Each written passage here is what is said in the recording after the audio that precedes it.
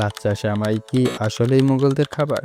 লাচ্ছা সেমাইয়ের ইতিহাস বেশ রাজকীয় এবং কয়েকশো বছরের পুরনো। লাচ্চা শব্দটি এসেছে ফার্সি ভাষা থেকে। ফারসি ও তুর্কি ভাষায় এর অর্থ হলো আঁশ বা সুতো।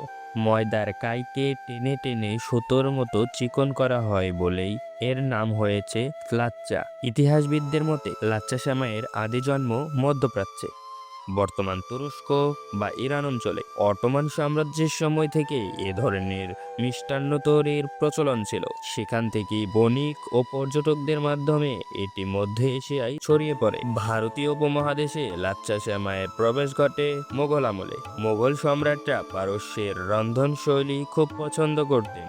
তাদের রাজকীয় রান্নাঘরেই প্রথম এই মিহি সুতোর মতো সেমাই ভারতীয় মশলা ও দুধের সাথে মিশিয়ে পরিবেশন করা শুরু হয়।